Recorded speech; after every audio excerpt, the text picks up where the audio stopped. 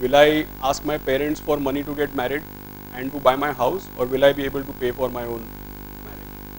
For some people at some point in time it will be, when I start my family, can I afford to have 2 children? How will I pay for their education? How can I pay my bank loans? Correct? Some point in time some people will start thinking about, how can I have my retirement? How can I send my child for education abroad? So there are a variety of things that people need to think about. But when you actually, whether it is called saving or investing, whatever it is, when you actually save or invest your money, how many of you specifically decide that, okay, I had, let us say, 100 rupees to save or invest? We'll come to those definitions aside. When I have 100 rupees to save or invest, these 20 rupees I'm carving out because I need to send my son or daughter to US for a post-graduation. Another set of 20 or 30 rupees I'm saving because I want to take a world tour the day I actually retire. Will also contribute XYZ. Have you seen anybody who actually makes their investment like this in terms of different item by item? This much, this particular investment is for this purpose. This particular investment is for this purpose. Do people actually do that? So there are some people who actually split it. Sorry. Everybody should be doing that, according to me.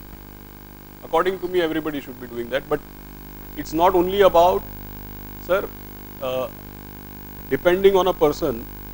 I don't know how to put it in English, but I'll say it in Hindi and then somebody can rephrase it. जो भी जैसा होता है उसके वैसे ही खर्चे होते हैं, right? So it's not about service class or rich class. The fact is that, so if it is service class, let us say they will spend, I don't know how many lakhs in a wedding, but if it is a rich man, he will spend how many crores in a wedding. Both of them need to plan for it, correct? So generally speaking, people don't compartmentalize, and I'll tell you why you need to split it and why you need to compartmentalize your investment. The reason is because for different purpose, it is different investment which you need to make. Let us say that after 10 years, you are expecting a wedding in the family to come up after 10 years. Would that investment be different from a wedding in the family in the next 6 months? Where would the money be in both these cases? Would it be in the same place? It wouldn't be, right? So what happens is that normally people have their 1 or 2 favorite or favored investments, and generally all their money goes into that same thing without classifying what is this meant for. People tend to make one, so they have a preferred, okay, I have recurring deposit, so the money keeps going into those deposits. Or some people say that they like only investing in IPOs, so every time an IPO comes, irrespective of what it is, every time they fill the form of an IPO. Or some people always buy some company deposits or something like that. So most important point, 3 things which I want to highlight. There's a difference between saving and investing. Saving does not result in growth. Second important point is that everybody needs to invest, and place to invest is actually going to vary. Correct? These are 2 or 3 very simple things. Now going on to, again, when I mentioned about saving and investing, one thing you should keep in mind, that any saving item or any saving product, saving products typically are bank deposits, your post office, NSE, all these kind of products. One interesting feature about all these products is they all give you, what they give you is interest.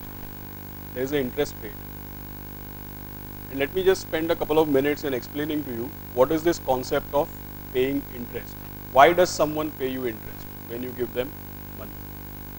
The reason is, I'm sure everybody knows, but you need to look at it at a more fundamental level. If I were to actually give you 100 rupees and say that, you need money right now, for example, somebody needs money, I lend that person 100 rupees. And that person says that, okay, I'm going to give 100 rupees back to you after 1 year. What would have happened to that 100 rupees value? Needless to say, whatever I'm buying for 100 rupees today, if you deprive me of that and return my 100 rupees to me after 1 year, can I buy the same amount of items with that 100 rupees? No, right? So if I had actually kept aside that I'm keeping aside 15 lakh rupees because I want to buy a Honda Civic, and then a friend of mine says that मुझे पैसे की बहुत ज़रूरत है, so I give him that 15 lakh rupees. He gives it to me after 2 years.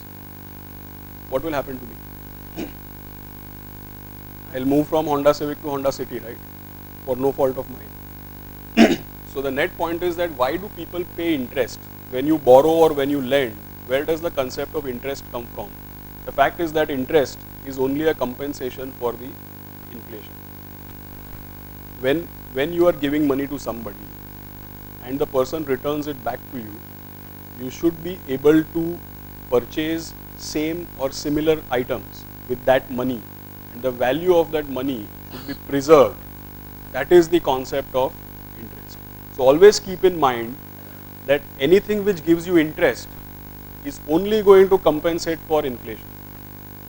Say, but I have a very basic question to ask you. Let us say that I come to you and I give you 2 investment alternatives, or I give you 2 investment ideas or options. Okay. Let us say there is one option where you are told that you will get 8% per year, and there is another option where you are told that you will get 20% per year. Which option will you actually select?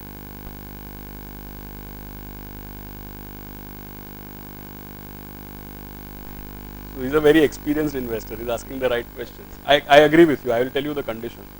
It's a very valid question. So most people normally say 20%, and then of course you need to know that what does it come with any conditions applying, correct?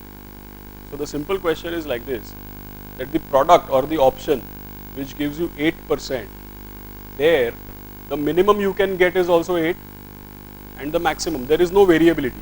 The minimum is 8 and the maximum is 8, you will only get, average is 8, there is no change. And the option which gives you a potential of 20%, there is variability, there is no certainty in it.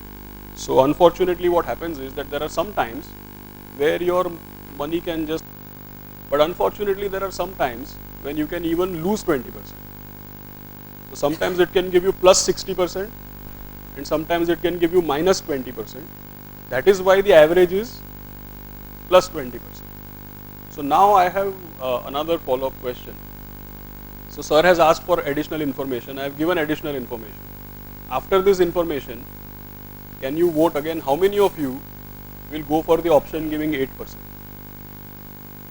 So I have given additional information that the 8% is fixed, and the 20% is definitely possible, but sometimes it can give you as high as plus 60, and sometimes it can result in your 100 becoming even 80, it can give you minus 20.